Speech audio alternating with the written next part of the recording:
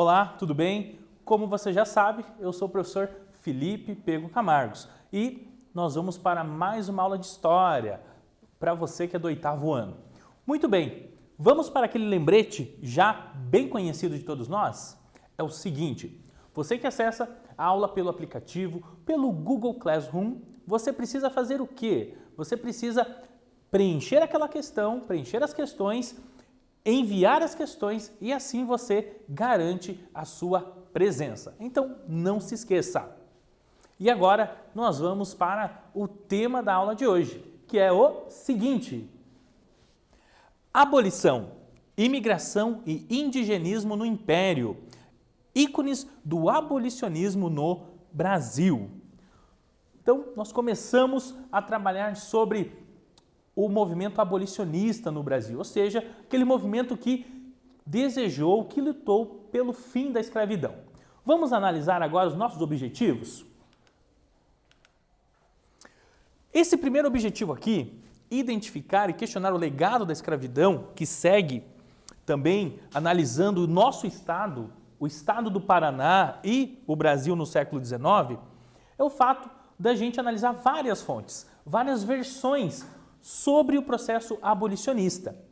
Não apenas aquela ideia do colonizador ou do senhor de escravizados, mas principalmente aqueles que sofreram com esse doloroso processo. E o outro objetivo, analisar e problematizar as contradições entre as ideias liberais e a manutenção das pessoas em estado de escravização no Brasil do século XIX. Ou seja, o processo de abolição da escravidão no país não foi algo fácil, não foi algo homogêneo, ou seja, nem todo mundo pensava igual. E nós vamos analisar essas diferenças, essas contradições ao decorrer da aula. Vamos em frente? Retomando, o processo de abolição da escravidão no Brasil foi algo lento e gradual. E aqui, gente, nesse slide aqui, qual é a informação que a gente precisa destacar? Lento e gradual significa que não aconteceu da noite para o dia ou do dia para a noite. Estamos falando de décadas, tá? Muitos anos, em que movimentos sociais, pessoas, fossem elas homens ou mulheres, brancos e negros, libertos ou escravizados, desejando uma mudança pela liberdade. Então, nós vimos isso na última aula. Não foi um movimento, não foi algo que aconteceu rápido, mas foi o quê? Uma construção de vários fatores que permitiu o fim da escravidão no Brasil. E nós vamos aprofundar alguns desses fatores na aula de hoje. Vamos em frente? Vamos analisar aqui essa imagem que é da Maria Firmina dos Reis. Você já ouviu falar dessa personagem? Já leu alguma coisa sobre ela? Ou já leu alguma produção que ela tenha escrito? Ó, já estou dando uma dica. Ela foi uma escritora. Me diz uma coisa, já ouviu falar? Essa personagem, Maria Firmina dos Reis, ela esteve engajada, ou seja, participando, envolvida, dedicada numa luta social no nosso país. E nós vamos descobrir, nós vamos estudar essa luta social e qual foi a participação de Maria Firmina dos Reis nesse movimento. Vamos lá? Na aula anterior, o que nós falamos sobre o movimento abolicionista? Que esse movimento contou com várias pessoas. E mencionamos também o Luiz Gama, aquele advogado que criou inclusive a Caixa Emancipadora, angariou recursos para que pudessem ser compradas as cartas de alforria dos escravizados. Tá lembrado? Conseguiu puxar na sua memória? E, enfim, falamos do Luiz Gama e das leis abolicionistas também. Hoje, nós vamos continuar estudando o mesmo movimento, porém com outro olhar, com uma outra forma de percebê-lo. E é por isso que eu quero que você continue conosco, prestando atenção nos próximos conteúdos. Além de Luiz Gama, nós tivemos a importante contribuição de José do Patrocínio. E além dele ser um editor, alguém que publicava contra a escravidão, ou seja, a favor da libertação dos escravizados, nas ideias de José do Patrocínio, você tinha um desejo. O desejo de que a libertação dos escravizados acontecesse acompanhando-se o quê? Educação e trabalho para todos. Olha que interessante. Na visão de José do Patrocínio, não era somente a dar uma lei que libertava os escravizados e pronto. A ideia de José do Patrocínio e de outros abolicionistas qual era? Que essa libertação pudesse acontecer como? Com os escravizados tendo oportunidades. Oportunidades para estudar, oportunidades para terem trabalhos dignos, sem a exploração que acontecia até então. E esse personagem, José do Patrocínio, foi muito importante na divulgação dessas ideias, principalmente porque ele tinha um meio, o periódico O Abolicionista, que abordava exatamente essas questões. Um outro ponto muito importante de José do Patrocínio, qual foi?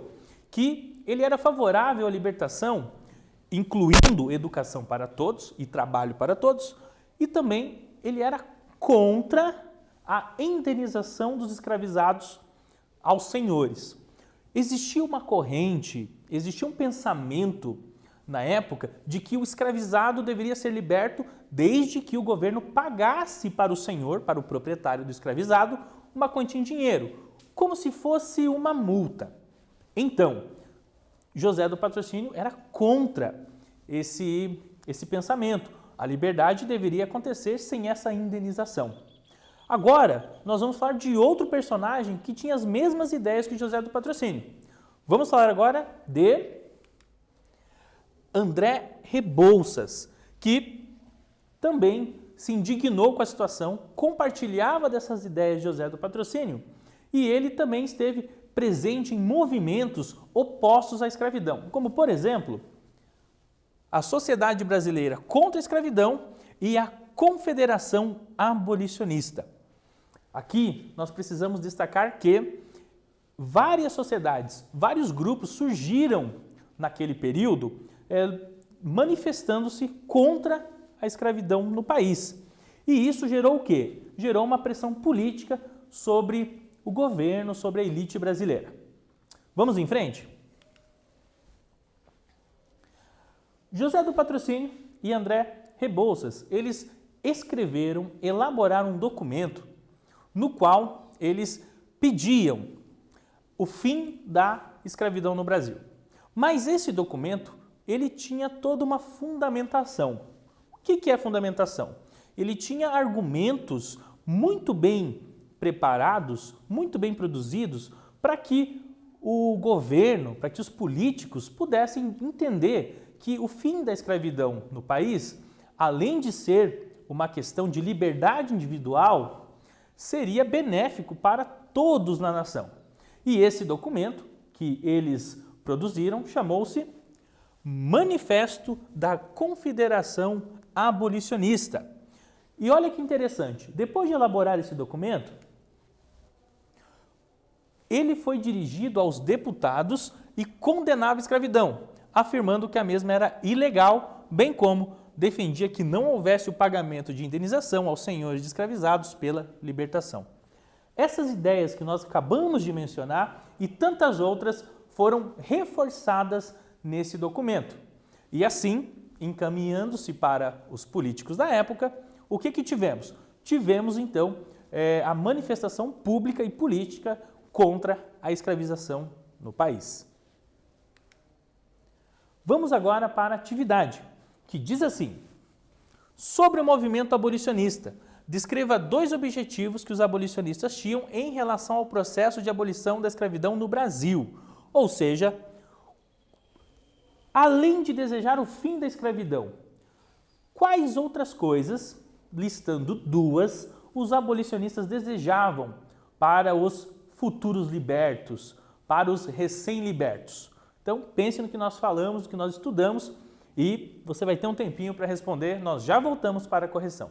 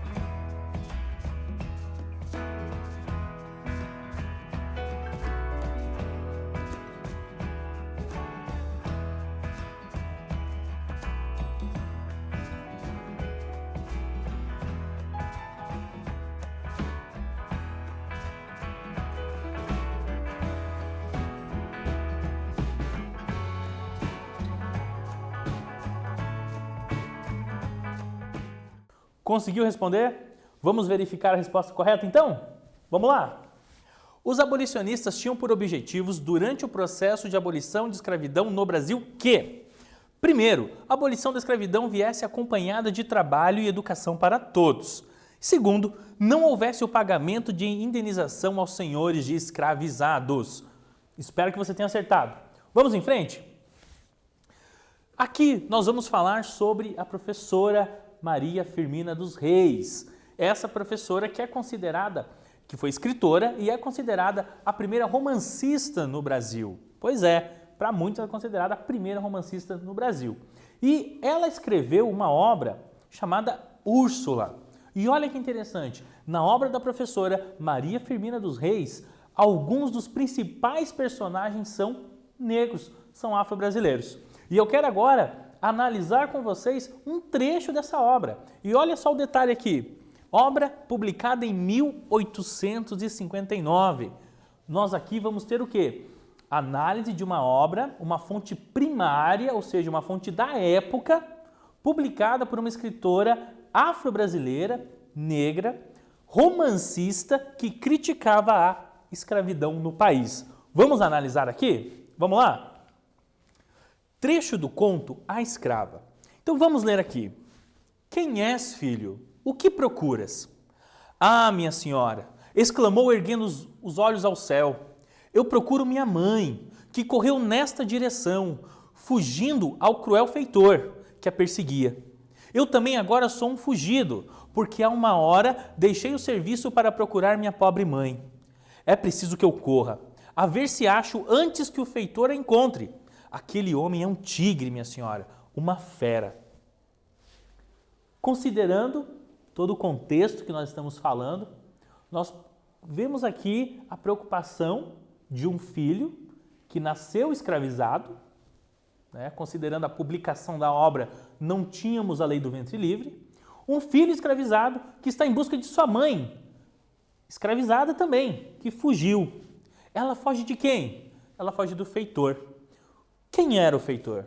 O feitor era um homem escolhido pelo dono da fazenda para fiscalizar o trabalho dos escravizados, que era a vontade do senhor de escravizados enquanto ele não estava na fazenda.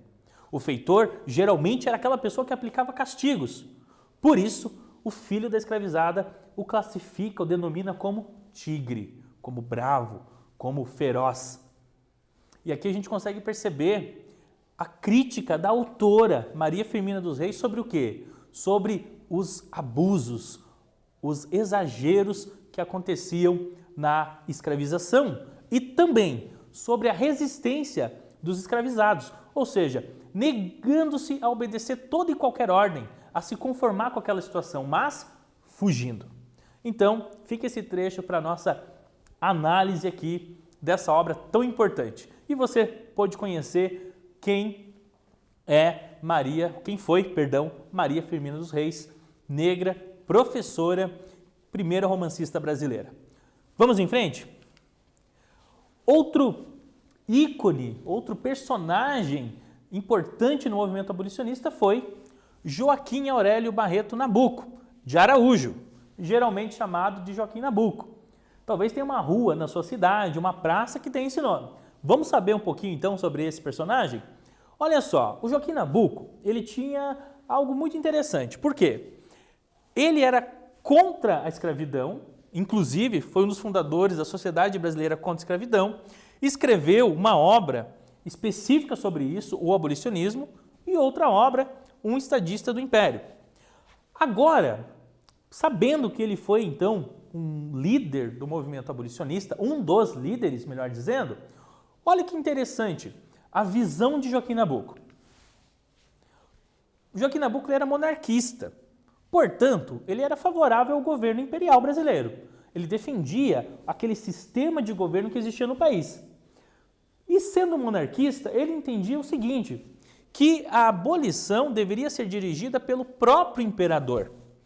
Aqui nós temos um documento histórico de 1822, ano da emancipação política do Brasil, onde Joaquim Nabuco escreve sobre o projeto abolicionista.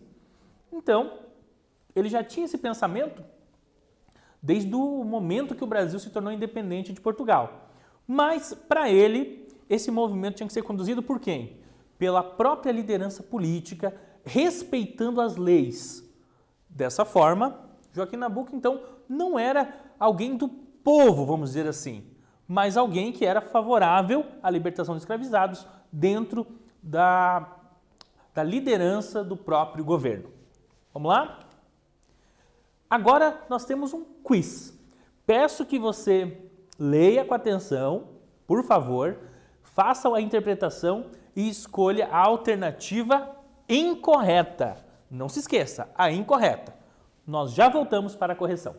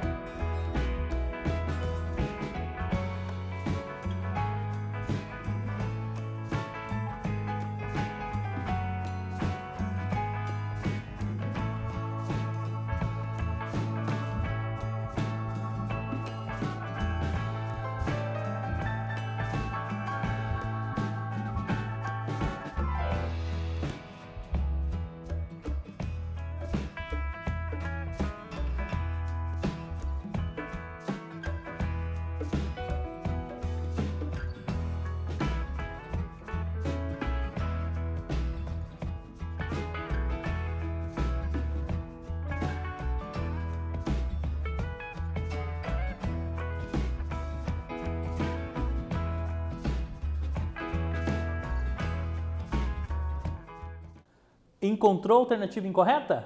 Vamos verificar? Os abolicionistas eram somente homens.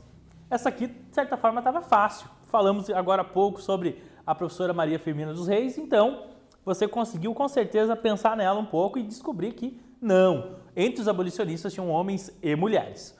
Vamos em frente? O que nós aprendemos na aula de hoje?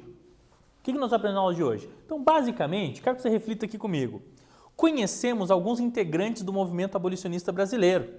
Vamos lá? André Rebouças, José do Patrocínio, Maria Firmina dos Reis, Joaquim Nabuco. E os objetivos desse movimento. Reflita lá. Educação e trabalho para todos os libertos, junto com a própria libertação em si da escravidão. Ok? A não indenização aos senhores proprietários de escravizados e a participação de homens e mulheres, brancos e afro-brasileiros, escravizados e libertos foi fundamental para a efetivação da abolição.